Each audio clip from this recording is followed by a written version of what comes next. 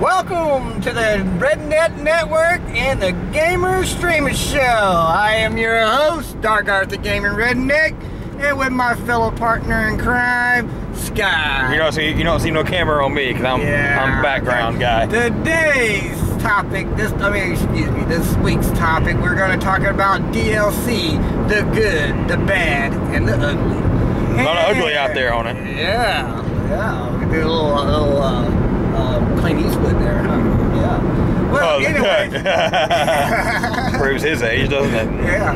Well, I like DLC to me is a lot of people think it's bad on how people conduct their DLCs, and to me, I think when you add today's technology with gaming and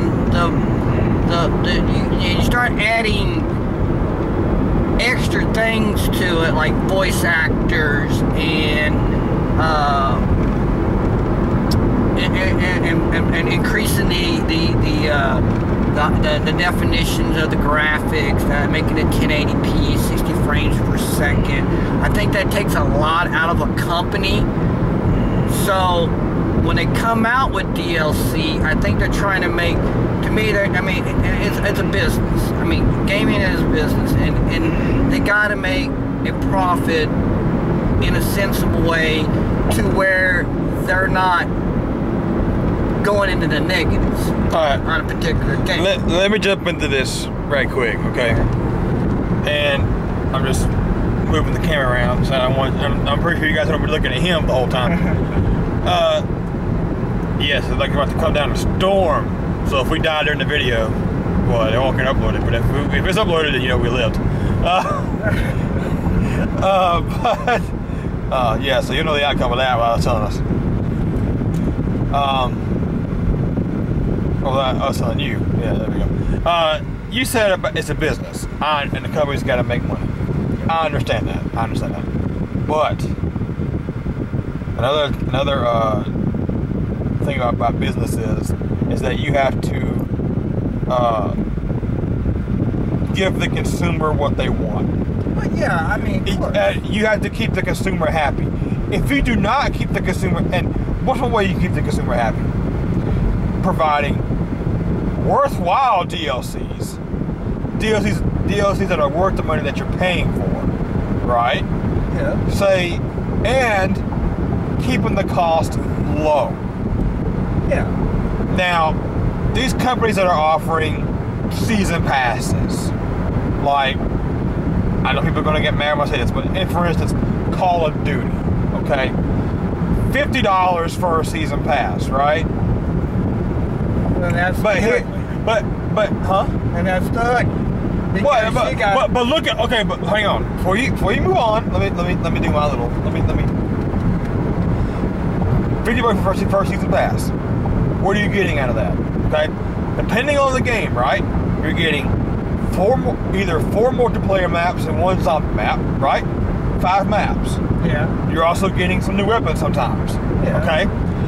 And they give you 4 different packs of each game, right? Yeah. At least they have been.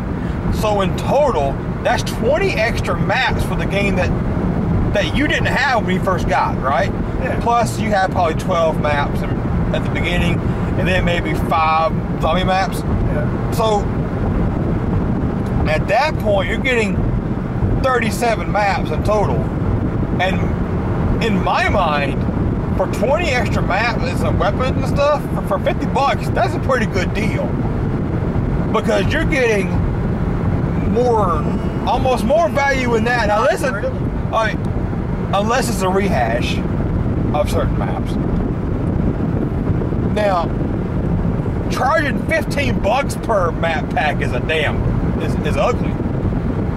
But paying $50, because if you pay $50, but you also got to think about this, okay?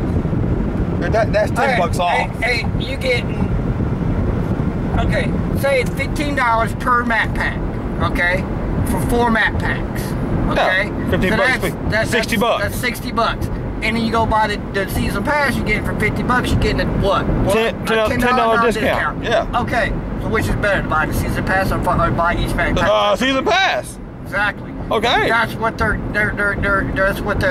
why they put them at like $14.99 or $15 like that, because they want you to have a deal by buying a season pass.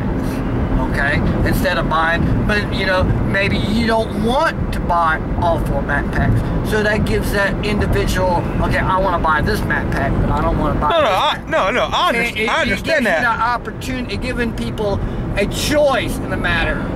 Okay? But again, like you said, that's your choice. I'm going by like an overall thing of what they are offering you. But you know, so you don't have to buy. Like, okay, Black Ops 2 came out, right? Yeah. I didn't buy all the map packs. I only got 1. Yeah.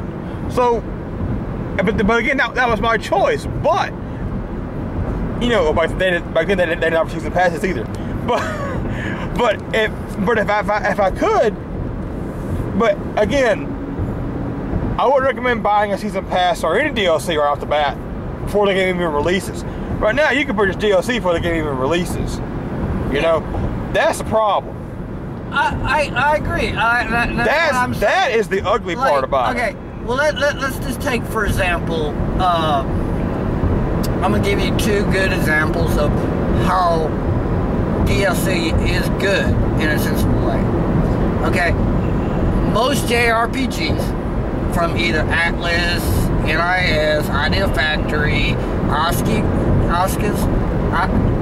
Games, Xseed, stuff like that, they give you a lot of free DLC. Now, a lot of this is cosmetics and not essential for the game.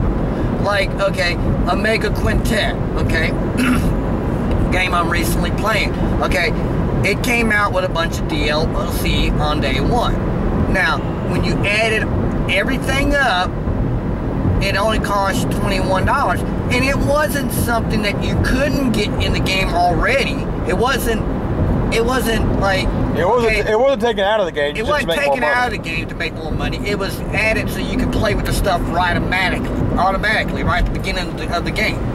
Okay, you didn't have to buy it. It was just something they offered to earn a little extra money if people were interested in buying it and purchasing it.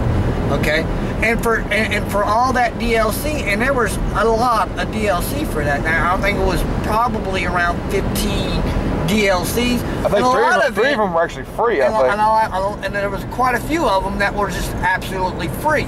Okay, now you didn't need to purchase it, but if you're like me, somebody who will support a company, like I like me and you, we're big supporters of Atlas and ID Factory. I like Xseed. I like Askis Games. I'm a big you saw Guilty Gear XR and you didn't buy it earlier. Yeah, I like these companies, and these companies haven't disappointed me. So therefore, I won't mind supporting them when they offer me stuff like this. Okay, and it's not, and it was reasonable, because a lot of the stuff was like 99 cents, $1.99. Okay, let's take CD Projekt Red. Okay, yeah, they delayed Witcher 3, The Wild Hunt. Okay, and they dumbed down the graphics a little bit. Beautiful game, excellent story-wise, and they even gave us, you could take it for whatever you want. When you open it up, there's a little apology letter telling you, explaining, saying, hey, look, we're sorry that, we took up, we wanted to give you a game that's worthwhile and up to our expectations, so that you wouldn't, and we're giving you 16 something DLCs for free. Now, a lot of that is cosmetic stuff,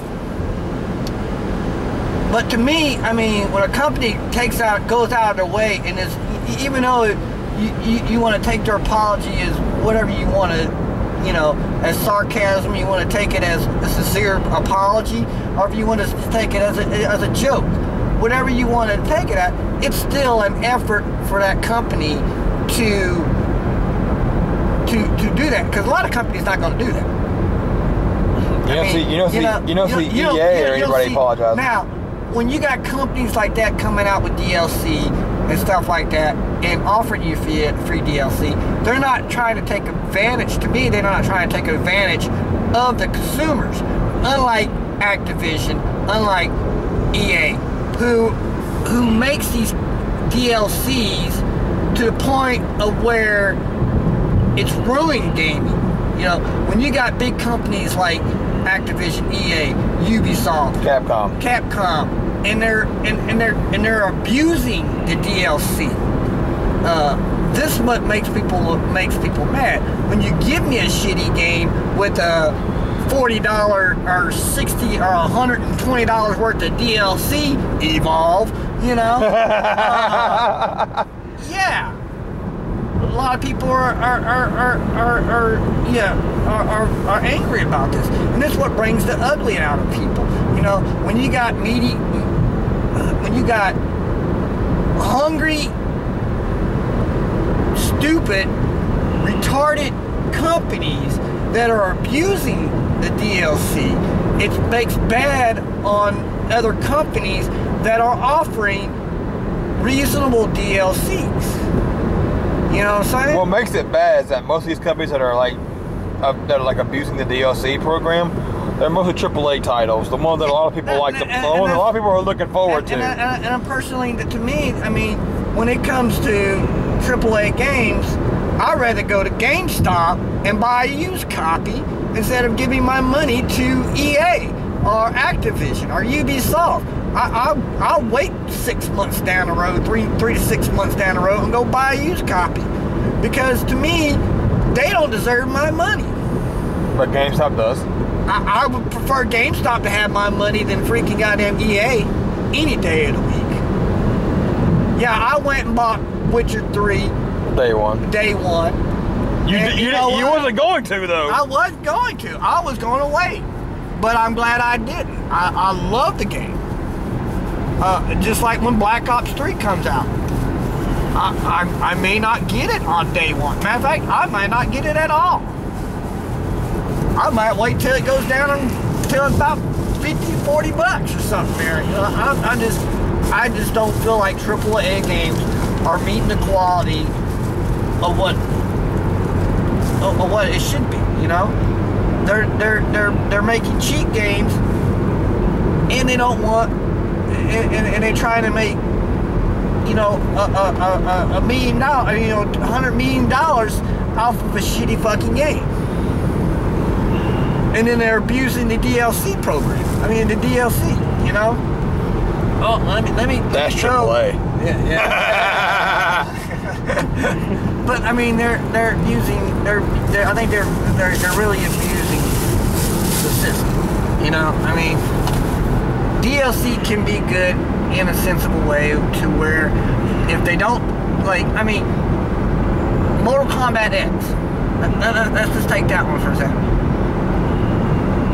Okay, so you didn't pre-order it, but when you put it in there, Gore's sitting and you can't access Gore, but it's sitting in and it's in the game. It's already in the game. Just you didn't pre-order it to get the DLC. To me that's bad DLC. That's bad DLC. You know, because you just took something out of the game that was already in the game. Right. You just took it out trying to make money. So, yeah. I think Gore's like at this recording like $6. Yeah, I mean. So. Yeah, $6 for a freaking character that's already in the game. And one that you're probably not even going to use anyway. That's already in the game. Yeah. And you just took it out to try to make $6. And people are probably buying it because, you know, there are probably people that likes to play with that particular character. You know? So, I mean, on this DLC, which is what Capcom used to do all the time with their games. Yeah. They would just have like, buy this, and then when you go to download it, it'd be like 128 kilobytes, which means it was already on the disc. You're just removing that paywall to get access to it. Yeah, I mean, that's all it is, and that's utter and complete bullshit. Yeah, I agree. I mean, there's a point where us as gamers are gonna have to take a stand against DLC, and there's a point that we're gonna have to make it clear to these companies that are really abusing it and tell them, hell no, we're not going to take this no more. we'd stop buying your games. And then if you're not making money, guess what? You're going to have to go bankrupt. And bye-bye. You know?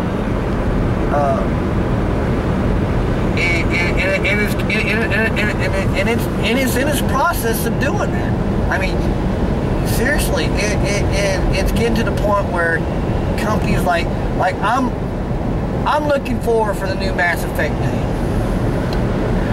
but I have a strong feeling that the game is not going to be a complete game. We're going to have massive DLC because EA is a company that is going to freaking try to milk it till it's fucking dry. I mean, and that's just the way they are. And I just prefer not to deal with EA at all. You know, I mean, I like BioWare. I think it's BioWare. BioWare makes it, yeah. Yeah. I like the company, but I just don't. I wish they would break off from EA and actually, you know, and just go somewhere else. You know, they got a lot of good games, but when they're, you know, when you got EA freaking trying to fucking suck the lifeblood out of every gamer in the freaking world, and it's just not fair for anybody. Oh, I can't wait to see what the DLC is going to be for Star Wars Battlefront. Oh, I'm pretty sure there's going to be about $60 worth. I mean, they're going to be like a $50 DLC season pass, and along with. And if you want to buy like multiple like different colors of shit and stuff like that, yeah, $2 for that, $2 for all that. All your cosmetic stuff is going to be freaking ridiculous price, and that's not fair to anybody that, you know, to do that, because that's, I mean, like I say, EA Activision makes DLC ugly, and it's ruined DLC, and they don't understand that concept, and they don't want to understand it. They just want money in their pocket. They don't care about the gamers. I don't care what they say at E3. Oh, we're all about the game. My motherfucking monkey butt, you are. You're about putting that cash in your pocket because you're greedy and you don't want people to get the game they actually want, the game they actually deserve. You know, you want to make sure that you pick and take out everything that you could probably possibly sell and sell. And that's just and that's the ugly truth. I mean, that's when that's when DLC becomes really ugly. That's when it becomes unreasonable. It turns people away from it, you know, and you know, there's that much of a hatred for DLC, or especially day one DLC. That's why there's a lot of people who are who wait for Game of the Year editions that the DLC already included. Yeah, and I like looking at you, Batman. I think about pre-order DLCs. I mean, some companies will offer you to purchase that DLC even though you didn't pre-order it. Some don't. Some won't even offer you that. You didn't pre-order it, you don't get it. Period. Plain and simple. You know, you know, and how fair is that? I mean, if I wanted to purchase it, I would pre-order, you know, but if I don't want to pre-order it, and I was like, want to wait a little bit to see how things go with the game, and see, maybe want to check out some reviews from some people before you pre-order it, and now you go buy the game, but you can't buy the DLC for it, you know, because you didn't pre-order it. When it comes to cosmetic stuff, I mean, I think I wish a lot of companies would follow similar suit to what a lot of the JRPG companies do. You know, not necessarily, you know, add cosmetic stuff that you can add, you know, if you want, you know, these bad weapons that aren't in the game, but you want to use them at the beginning because, you know, you feel like making the game easier or something like that. You know, hey, yeah, $1.99, you can get this, you know, weapon here. Paid to win. And it's already in-game. You can go find it yourself in-game if you want it, or make it in-game by yourself. But you can just start off with it without even having to worry about buying the material or finding the materials and crafting it yourself. You know, and I think that kind of DLC is what it should be, and what is the good part about DLC. If it's already in the game, but I don't feel like spending the hours and hunting down all the material and stuff like that, and just buy it right off hand and start playing with that particular item right from the beginning, then that's my choice to do so. And I can purchase it because it's already in the game. I'm just purchasing it so I can use it on a new game save, you know, automatically. That's a pretty long ass rant. Yeah. Well, I'll give you that.